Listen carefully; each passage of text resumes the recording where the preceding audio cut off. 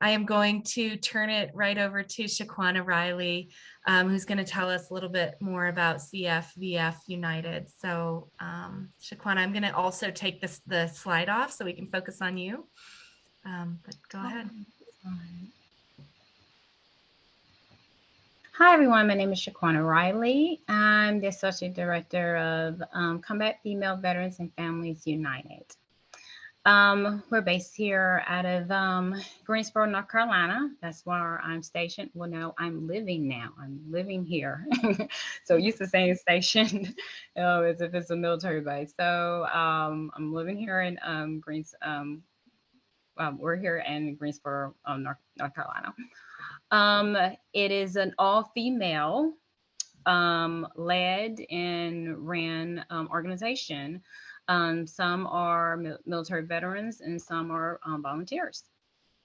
And I joined this organization and when I moved here after I retired in 2018 from McGuire Air Force Base in New Jersey. And after a year of being there, just getting everything, trying to have a little transition from the military to the civilian world, I decided to move to North Carolina. And that's when I met the executive director through my hairstylist, Sandra Robinson, and she started the Combat Female Veterans and Family United organization in 2017. And this came about basically from from her experience, and she was in the Army as a nurse. And from her experiences from when she was in the military, she noticed that the female veteran was pretty much forgotten and not really understood as as basically compared to our brother at arms. It's basically how our insight and perspective of things, and how we're treated and not really understood. Not to say that we weren't, I guess, say equal, because I don't want people. The first thing a lot of people think with our organization, like, okay, what's wrong? Do y'all have something against men? No, we don't have anything against men. We're right by your side, fighting with you, serving our country. No, we don't have anything against men. We love serving with you. But there's things that occur and happen and are seen with females that a lot of just the higher ups, headquarters, the powers that be do not seem to understand. And Sandra, our executive director, she recognized and she saw that, and she wanted to make a difference and started this organization. And there was things not only occurring within the military while the female was there. It was also really noticeable and big due the transition with leaving the military. So with pretty much with that being said, we have like 6 programs that we mainly focus on with Combat Female Veterans Families United. I'm just gonna say CFVF United, because if you try to say it at about 10 times, it's not gonna work. So CFVF United. One of our programs is the Combat Female Deployment Project, and this helps us connect with females that are currently in the military serving in combat war zones. We interact with them basically communicating through our website or Facebook, any of our social media connections, and finding and letting us know if there's anything they need or anything they may be going through and they need help with or support with, or simply just encouragement, because they're there in a whole different world, away from their families, and some of them don't really have anybody that they're talking to or communicating with back home. Just as Daniel said, as soon as you're finished with basic training, you can be shipped off in a short amount of time, and you're here in a whole nother world, whole nother culture. that you have to learn and adjust to, and then still have that mindset of what the mission is, and that is okay to to fight, to protect, protect yourself, protect your buddy, and serve your country. And that can be anything from you're being right there in a war zone to you're working in a hospital or somewhere with the civilian contractors. But either way it go, it sometimes it can be a pretty lonely feeling. So we try to reach out and connect with them with basically giving them words of encouragement, sending care packages, whether it's their favorite snacks or something that they can't get over there, to clothing, t-shirts, socks, and other little trinkets that they can have. So that's one of our projects. Another one of our projects is the Economic Crisis Program. This mainly has to do with when the female veteran transitions into the civilian world, whole new world. One of the things that occurs as a veteran that we go through is that everything that we were used to and that we knew, and I can definitely speak on this from being in service for 20 years, you get used to a certain lifestyle. It is a lifestyle, and of certain things that you don't have to worry about. When you're sick, you just call a doctor and go to the doctor. We don't have these co-payments or contact the VA and sign up for this, all of this paperwork that we have to put in, and have your military records to show this or prove this, and this ID or this benefits number. We wouldn't have to go through all that, and it's just different now. Whether you're going to the civilian doctor or you're going to the VA, or whatever your disability number is, if you're considered as disabled or not disabled, whatever the situation may be, getting a job. We never had to get a job. We put our hand up that we would serve and protect our country, and that was that. You did the job they told you to do, and you did it your best, and you try to do it at your best. In uniform, we always wore uniforms. We didn't have to shop for clothes, and depending on what the dress code was, wherever we worked, everything was provided for you, and you got that right from basic training and on throughout your career. They taught you how to, or eventually you learned how to balance your work life and your family life with with whatever you had to do. There was childcare there. At a certain amount, you didn't have to pay for childcare. Your childcare depending on what your rank was, or whether you lived on base or off base, whether you were married or not married. They have a certain pay scale for it. And now all of these things, when you transition into the civilian world, it's no longer there. I mean, so how do you navigate that? How do you figure that out? And you do. And it's difficult because when you do transition from the military, where you separate or retire, they give you this 1 week of transition transitions assistance program service, where they basically run you through how to get a job, how to put in for unemployment, how to sign up for health care, and they give you a little resume, training in 1 week. Depending on if you've been in the military for how many ever years, you get that training in 1 week. So it doesn't go too well with the transition. Not only if you're one person, but think about if you have a family to take care of. And I transitioned with 3 children, so it's not that easy. So veterans need that help, especially female veterans. And that one main point that I put on there, they have children to take care of and consider with where they're going and where they decide to settle in whatever job that they have.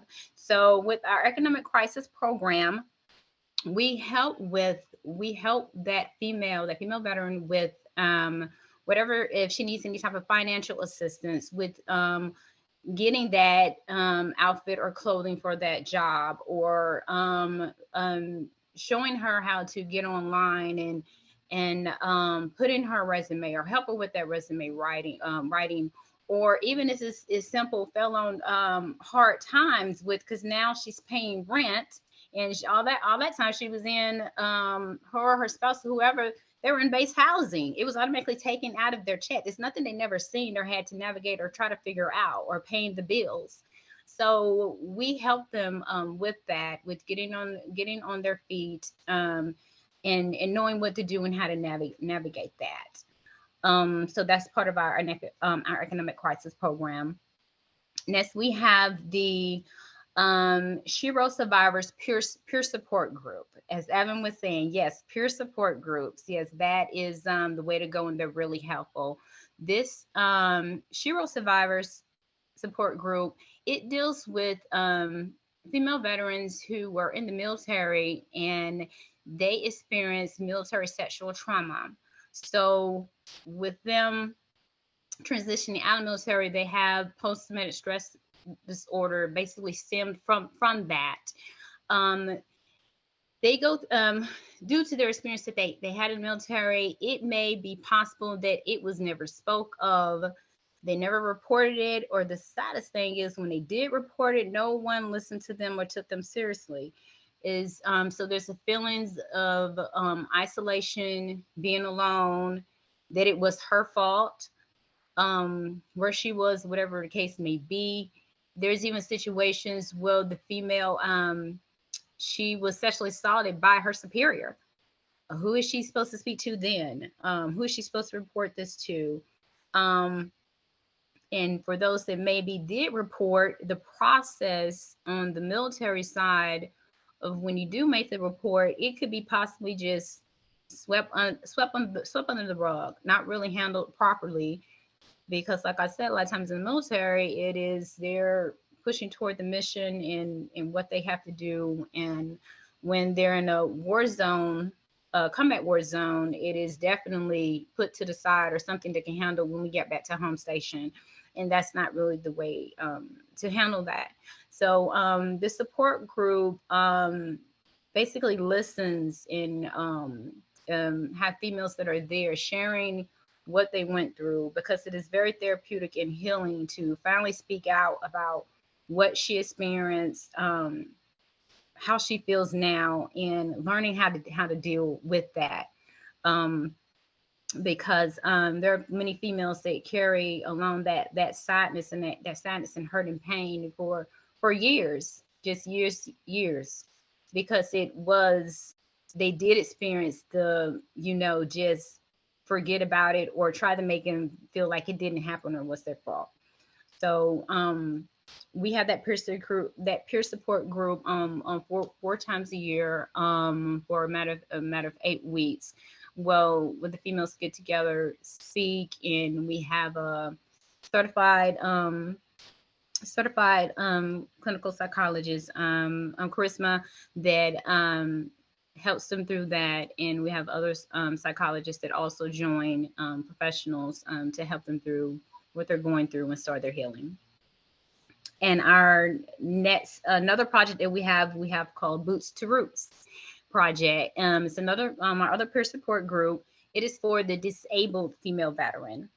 Another situation of feeling isolated, distant from the community because of her disabilities, and a feeling of that, hey, I'm not important, or I have no more worth because I can't do what I used to do anymore, due to whatever disabilities that she suffered from, when she required or separated from the military. So this peer support group gets together, and we just had this support group for the first time, last between March and April of this year.